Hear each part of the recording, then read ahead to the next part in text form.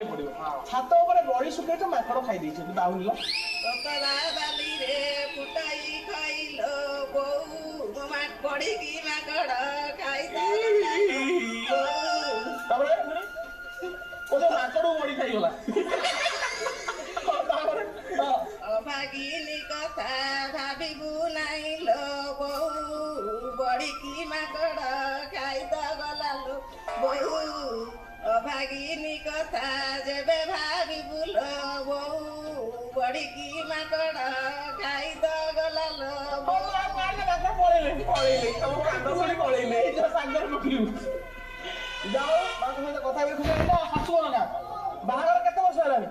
ବାହାଘର 30-35 ବର୍ଷ 65 ବର୍ଷ ହେଇଗଲାଣି ବାହାଘର ଆଉ 30 ବର୍ଷ ପିଲାପିଲି କେତେ ଜଣ? ପୁଅ ଗୋଟେ ଝିଅ ଭାଇନା କଣ କରନ୍ତି? ଚାଷ ଛୁଆ ପିଲା ବାହା ହେଇସାରିଲେଣି? ଝିଅ ବାହାଘର କୋଉଠି ହେଇଛି? ସେ ଗଡମା ଗଡମା ପୁଅ ବାହାଘର ନଈଗୁଆ ବୋହୁ ଘରେ ନା ଭୁବନେଶ୍ୱରରେ? ବୋଉ ଘରେ ଘରେ ଆଉ ପୁଅ କୋଉଠି କାମ କରନ୍ତି? ପୁଅ ଜଗତପୁର ଯାଏ ଜଗତପୁରରେ ବଢିଆ ମାଉସ ସୁଖୀ ପରିବାର ସିଏ ଦୁଇ ତାଙ୍କର ଦୁଇ ତାଙ୍କର ଦୁଇ ଆଉ ଶାଶୁ ବୋହୁ ମିଶିକି କଣ ରୋଷେଇ କର ଭଲ? ଶାଶୁ କଣ ଭଲ ଲାଗନ୍ତି ବୋହୁ କଣ ଭଲ ଲାଗନ୍ତି? ରୋଷେଇ କରୁ ଆଉ ଭଲ ଭଲ ଭଲ ଖରାପ ନାହିଁ ଭାଇନା ଖାଇ କହୁଦେବେ କି ପ୍ରମେୟ ତମେ ତାଙ୍କର ବହୁତ ମନ୍ଦ ସାନଙ୍କର ଚିକେନ ରାନ୍ଧିବ ଭଲ ଆପଣ ସାଧା ଉପରେ ସାଧା ହରଡ଼ ମୁଗ ବୁଟ ସବୁ ତ ଠିକ ଅଛି ଘରେ ଡାଲମା ସନ୍ତୁଳା ଚାଲୁଥାଉ ବୋଉ ଚିକେନ ରାନ୍ଧୁଥାଉ ଖାଇକି ମାଉସ ମୋର ସୁଖରେ ଥାଉ ଆଉ ଜଣେ ମାଙ୍କ ସାଙ୍ଗେ କଥା ହଁ ଇଏ ପଛରେ ତାଙ୍କୁ ଟିକେ ଫୋନ ଦିଅନ୍ତୁ ମା ନା କଣ? ମନ୍ଦରମା ପ୍ରଧାନ ବାପ ଘର ନା ଶାଶୁ ଘର ଗାଁ? ଶାଶୁଘର ବୟସ କେତେ ହେଲା? ପୁଅ ଯାଇଥିଲେ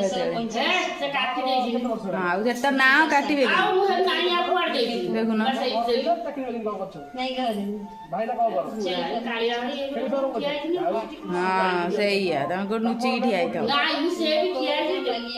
ଦେଖା କଟର ପାଖ ଆଚ୍ଛା ଏଇ ଯୋଉ ଅନେକ ବୃତ୍ତି ଥାଉ ଭାଇନା କେତେ ବର୍ଷ ହେଲାଣି ଛେଳି ପାଳନ କଲେ? ଏଇ 3-4 ବର୍ଷ ହବ କରୋନା ପରେ ସେ ରହିଯାଇଛନ୍ତି ପୂର୍ବରୁ କଣ କରୁଥିଲେ?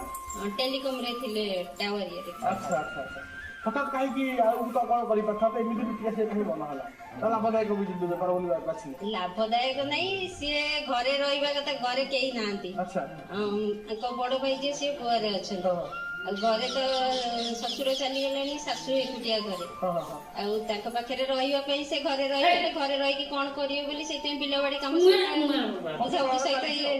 ଆଗରୁ ଗାଁ ଗହଳିରେ ଲୋକମାନେ ସବୁ ଏଇ ବୃତ୍ତି କରିକି ଥିଲେ ଆଜିକା ଦିନରେ ଆକୁ ବି କରିପାରିଲେ ଢଙ୍ଗରେ ଇଏ ବି ଲାଭଜନକ ବ୍ୟବସାୟ